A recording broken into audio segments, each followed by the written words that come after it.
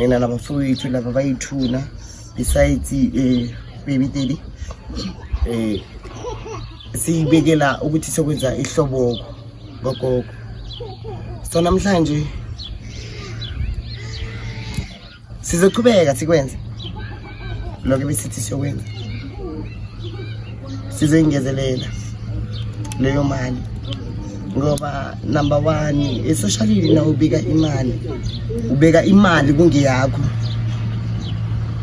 mara na uthatha le mali le e-socially uyithatha le mali le uwazi ukuthi ayizobuyiso ngeyami, ibuye berekwa ngimi la ngizula khona emzulweni nami ngibeka i-200 rand, but i-200 rand e-socially ayibuyi i-200 rand, i-200 rand ibuya iso e-socially.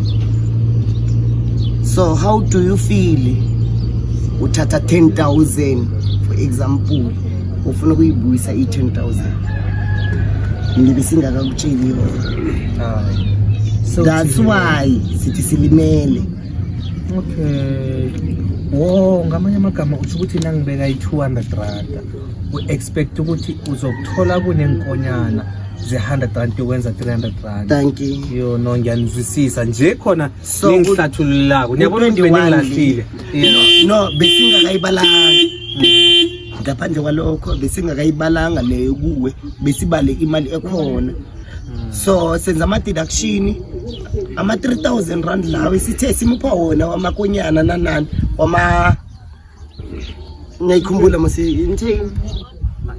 ama-interest ukuthi ama-interest sisamphile still ayikho, asinayo, sisamphile njengoba sishile kimi sathi siyamupha, sisamphile inkonyanezi. Eshiya no mara nje khona ngenzwako kuba mina ngawuze sengithoma ukurareka ngithi awu basalila nangiyokudosa imali engaka ngize ngigcine ngiyilethile. Nokho bakwethu ngiyakuzwa dadethu, silimele inhliziyo eziphukile, akusana ndaba. uNkulunkulu khona awuthi uyasonda, uNkulunkulu khona iphelile, ukhona uNkulunkulu phela. Ucabanga ukuthi kulesikhathi kusho wena uthi uthandaza baraho. Hayibo.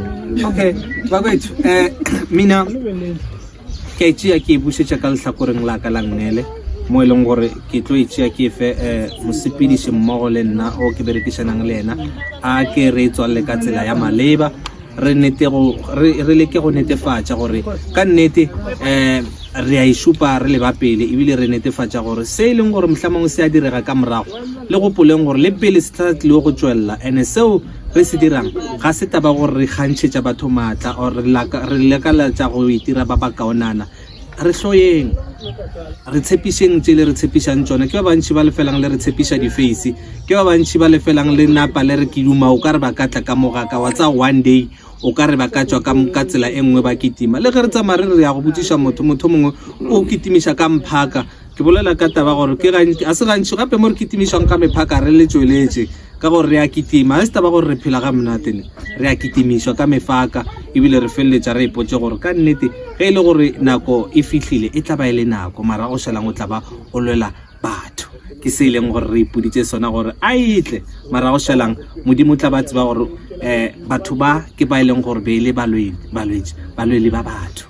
Ke tswalela ka mokgole lebitso la ka ke Pili, ke tswa lenanegong le le tsebegang kudu e leng gore le santsana le sa khasa, mara e fela one day re tlo popa.